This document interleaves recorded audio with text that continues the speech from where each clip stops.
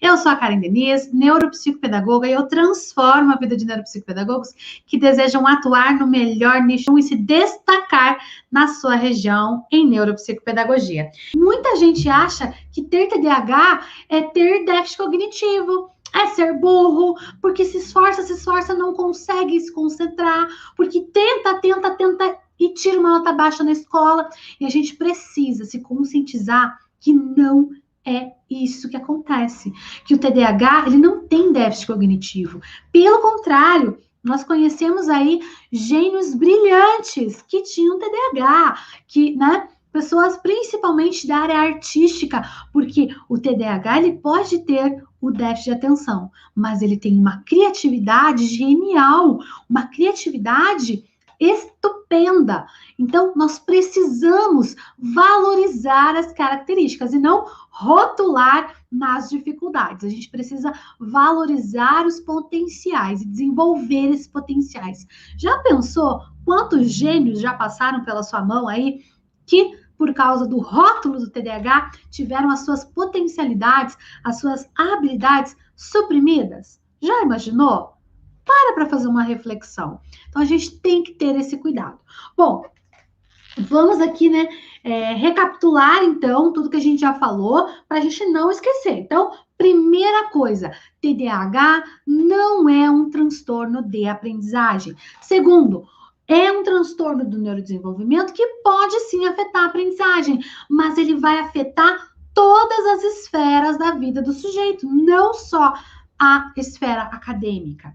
Outra coisa que nós vimos aqui que é importante que a gente reconheça e identifique os sintomas para que a gente possa, né, encaminhar esse paciente para o tratamento adequado. E o tratamento adequado para o TDAH envolve acompanhamento, né, psicoterápico e medicamentoso. Que mais? Nós vimos aí um dado estatístico que já deve estar defasado de 2019, que mais de 2 milhões de pessoas adultas no Brasil possuem, né? Já foram diagnosticadas aí com TDAH. Mesmo assim, poucas recebem o tratamento. Bom, eu queria, né, só completar com vocês aqui, que como a gente está nos critérios aqui do DSM, eu queria falar para você, então, anotar aí os critérios, né, mais importantes, então, aí, para a gente ver os subtipos, né? O TDAH, então, ele vai ter ali 3 eixos: hiperatividade, impulsividade e desatenção. O eixo hiperatividade e impulsividade vai estar sempre junto. Para ser um transtorno, tem que ter a presença ali, ser persistente esses sintomas mais de 6 meses.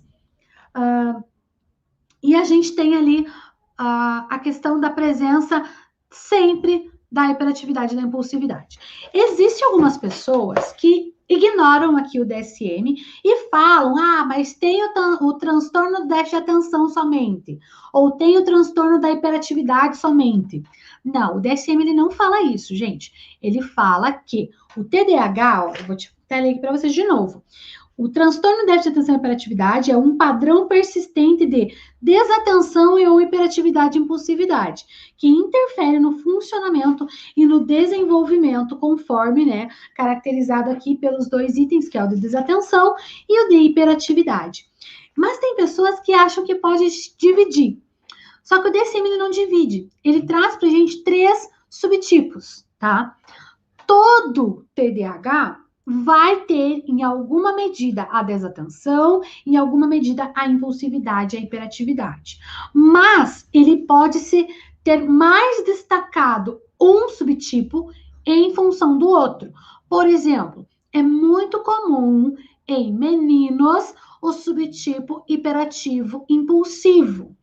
Enquanto que é muito mais comum, muito mais persistente, mais presente em meninas, o subtipo desatento, sem a hiperatividade, sem a impulsividade. Por quê? né? Não que ela não tenha hiperatividade, não que ela não tenha impulsividade, mas porque o que vai ficar mais em evidência é a desatenção. E existe, né, algumas escalas aí que você pode fazer para aferir. Tem a escala do SNAP, que é para crianças, tem a escala do SRM, 8, que é para adultos, e você pode aferir essa pontuação. Mas o importante é você saber que existem 3 subtipos. O subtipo desatento, predominantemente desatento. Vamos ver como é que ele traz aqui no DSM. Ó. Então, como que a gente vai determinar o subtipo? Então, tem a apresentação combinada, ele chama de apresentação combinada, que é o subtipo misto. Vai ter, é o clássico que a gente chama. Tanto, ele vai acertar tantos pontos lá para o critério 1, que é o desatenção, quanto para o critério impulsividade e hiperatividade, que é o critério 2, tá? Nos últimos 6 meses. Aí a gente tem a apresentação predominantemente desatenta, que é o subtipo desatento, que ele vai apresentar mais critérios 1 do desatento do que o hiperativo nos últimos 6 meses. E a gente tem o critério predominantemente hiperativo e impulsivo, que vai apresentar mais itens do critério hiperativo e impulsivo em relação ao critério desatento nos últimos 6 meses. E por que nos últimos 6 meses? Porque o transtorno vai acompanhar o sujeito a vida inteira, mas com intervenção, com acompanhamento, com a terapia, é possível controlar o nível desses sintomas. Então, a gente pega os últimos 6 meses para dar o subtipo e também o grau, que varia ali de leve, moderado e grave. Então, sempre a gente vai levar em consideração os últimos 6 meses. E quando uma pessoa, um sujeito com transtorno específico de aprendizagem, tá tomando a sua medicação, né, correto, tá fazendo a sua terapia, fez as suas, toda a intervenção, fez o acompanhamento, e os sintomas desapareceram. Por quê? Porque ele entrou em remissão. Então, sim, o TDAH tem uma remissão parcial, que é quando todos esses critérios foram preenchidos no passado, mas hoje, ao refazer os testes, esses critérios não são preenchidos mais. Então, é uma remissão parcial. Por quê? Porque o transtorno está ali, mas ele está em acompanhamento, ele está em tratamento, ele está em controle, vamos dizer assim. O que acontece? Os sintomas desaparecem, mas se você parar a medicação, se você parar o tratamento, se você parar a terapia, pode voltar tudo de novo. Então, é muito importante a gente entender que o TDAH, ele é um transtorno que vai acompanhar o sujeito para a vida toda, mas existe sim tratamento, acompanhamento, para que haja uma possível remissão parcial e o sujeito com TDAH pode levar uma vida normal, como qualquer pessoa, né? Sem os sintomas afetando diretamente a vida dele, tá? Então é muito importante.